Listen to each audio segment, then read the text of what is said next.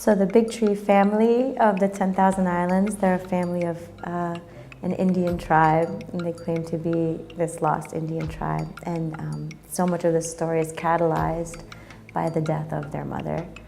And I think that their isolation absolutely is the reason that this loss hits them so hard, has such a profound impact on them. They're living on this remote island with very little contact with mainstream society, you know, in their own sort of, the way any family I think can feel like a cult at times, but they are particularly isolated. And I think so much of the park and its mythology is fueled by their mother.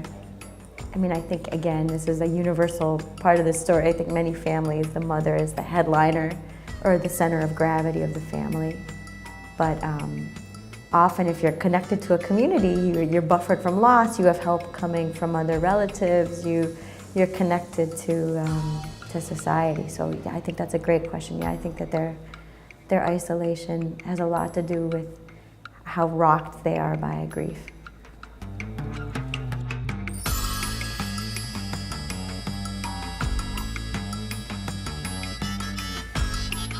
I think that there are a lot of kind of polarities at work in the book. So fantasy and reality, and the mythic realm, and then sort of this tawdry, ticky-tacky, commercial, urban, mainland place. And I think for me I think I was very much formed as a kid growing up in South Florida by the friction between these forces. So on the one hand, you have the sprawl of urban development. It's growing at this insane velocity. Skyscrapers are coming up, we're paving over everything. And then there's like the sprawl of the natural world, which is just as unstoppable and lush. And I think that there's those kind of dialectics, that is South Florida, you know, and also with the fantasy reality, it was always shifting for me as a kid.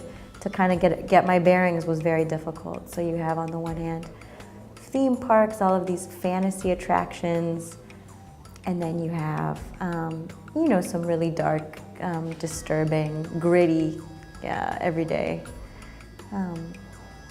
So I think that definitely is the fuel of the book, are these kind of contradictions, and the children are always trying to get their bearings, to kind of figure out a way to reconcile these contradictions. I like, in the French translation, it's become the Birdman. So to talk about his character in English, it's the Birdman, but I like the Birdcatcher so much more. I think it sounds really ominous and menacing, and also kind of just like pest control too, or something. And he started out as a character in a short story I wrote called Ava Wrestles the Alligator, where this kind of mysterious grifter shows up and exploits this child's credulity to take advantage of her. So in the book, he's a very different kind of figure in some ways. And I think Ava's relationship to him is really ambivalent.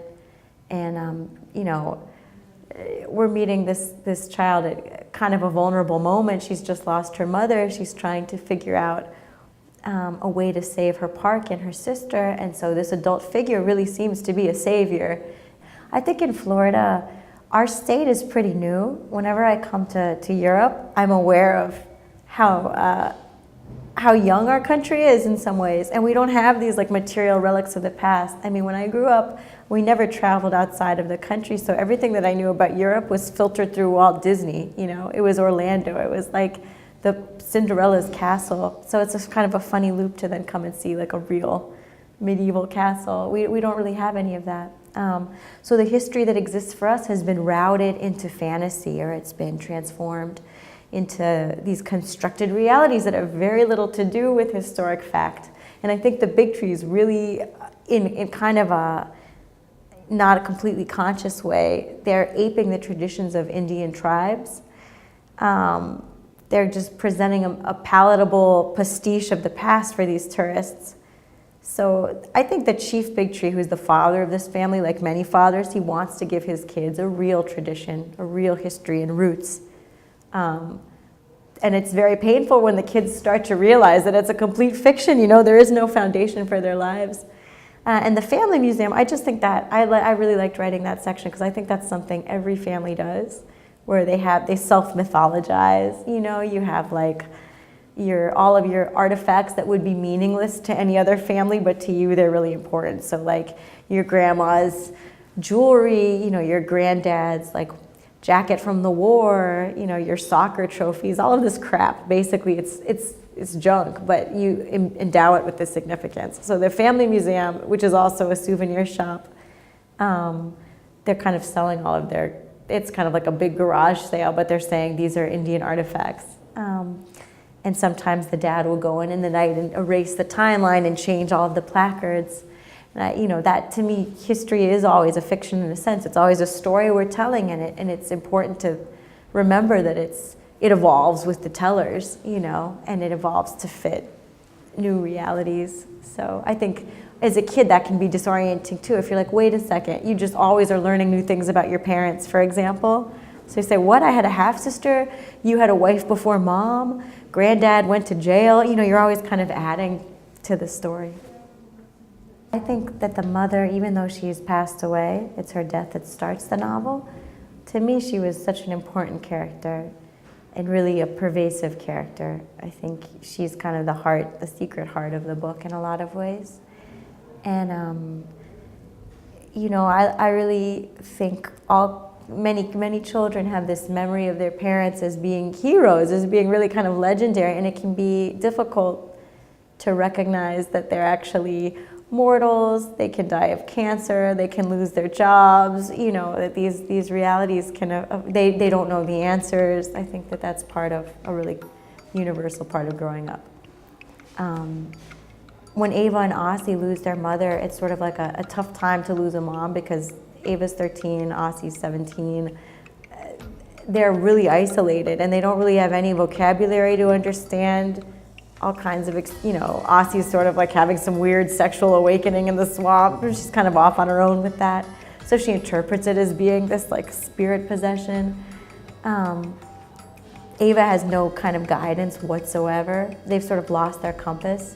So I think you can feel what motherhood is in its absence in a way. You get a sense of what a mother can do for a family through all the troubles these kids are now having to orient themselves and figure out what's real and what they should be doing at any given time. And also just the way that they embody her best qualities, you know? So I think the way that the afterlife of a person, like the real haunting that can happen is that you're carrying forward the best qualities of you know, in this case, their mother who's passed away. In all my fiction, I'm always really drawn to writing about thresholds or transition moments. So in this story collection I did, they're all narrated pretty much by adolescents. And I think in this novel too, that I chose to write it from the point of view of this adolescent girl. And I think that's one of my favorite times because you really have a foot in both worlds. So you're still connected to like the legends you read as a kid, child vision, this sort of really magical and private world of childhood, but you're becoming aware of these new adult realities. You might not have a vocabulary for them yet, but you're sort of coming up against some really difficult, in their case, you know, bankruptcy and terminal illness and all of these difficult experiences that don't have, you know, any kind of magical solutions. So I think I love that age because you're still moving fluidly between both ways of seeing. It's a really uncanny age, you know, you're really in a limbo, like a literal limbo between one world and another. And then too, I was thinking about the journey through grief, you know, so that transition. And I thought the swamp was the perfect setting for a story about moving through grief because I swear if you go there, it actually feels like the geographic picture of what that can be like. You know, the swamp, it's not land and it's not water. It's this really uncanny geography where you cannot get your bearings. There are parts of the Everglades that seem to go on forever. So I think the same way it can feel like loss or depression or whatever you want to call it, like that, like it's just gonna, it's monotonous and you'll never get out of it. I mean, that is basically the swamp, right? So to get these kids out of the swamp, that felt like a good project.